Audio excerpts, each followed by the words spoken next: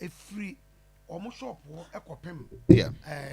Fadi junction so. Okay. Kofi me baba at the microphone we man I think say we know from. Yeah, I mean to you.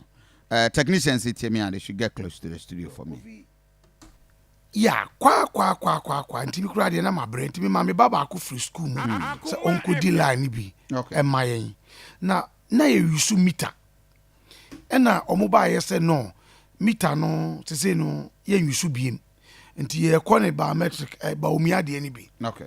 Kofi e no mbetutu ye meter na enye hwe no Okay. e de eno bebobo ho ma yen nti card ya omode ma yen no e blue card. Okay. Wo de ko wo kwa no mahwe wo number no ma bonti wo medru fie no na ba begu light ne so. Okay. Ama wo Kofi yen de no ya kwa nti asad na kwabre is mun sanka mo dabi mo ntimi ntokre ka yen ntimi ntokad nti enura me ko ho na me ne nipa ne bididi nkomo no so kisa wo ko airport run about na momo de ne de eye new ayi nti den say mo benya light no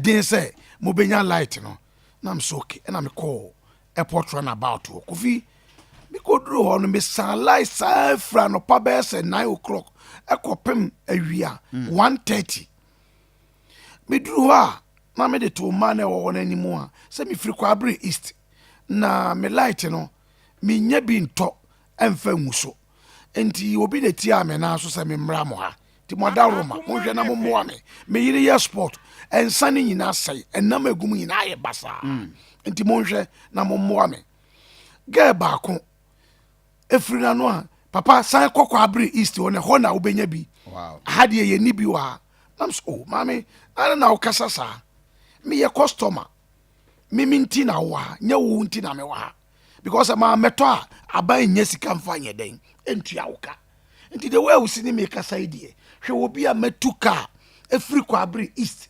traffic ahodo a me de aduru ha masanya be di line efra no pa 9 o'clock up to 1 enti ka sempa bi kura kire me enti nanka me hwehwe Mr. Bedi kura akoro but the way again is ni me kasa ye no na me se no se man so makoma mu a anhwe ya me so me ye panyin na makoka de ye mfata enti for now mo nsanya nkan ye nsanka bi enti ama me frɛ obi ama ne de Mr. Nsia ona eye mita ayi wo Kwabre area ho okay ana me frɛ na nwumre se Mr. Nsia me pa akyɛw me kita misika ekita ade a wo se me de ba beto light ne di gu ma yi so o mo say me frɛ na wo so ya ba mo ase ho ne ade nti no e bia na enuru so nam se na obi a me kita sika a mo ba betu me mita ade biometric na ba bebo na time ben na beduru me so nti se afre na se enuru me so a me yire no ma nyina nsai ye nua ne nsai ye bia anya basa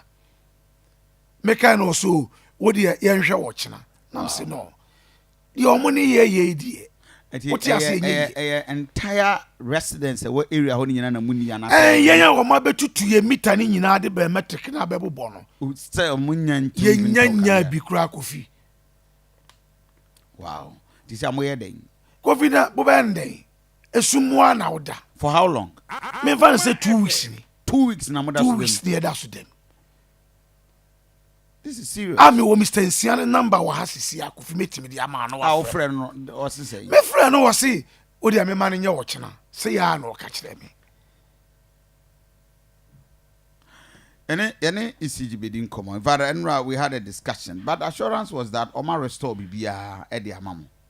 So no my area bibia. Kofi nye no kreda. And teachers still more that area there. Enye no kreda. Okay. Kofi sesi ase obie line tum sesi ya. Wa obeti nsemo a ekoso Kwabre East wo. Ya kwan nye. Light nso so a ye de bi beto ya tade. Na se fa nkura ne be fa akwa adwuma. Eno nso so eko off papa. Okay.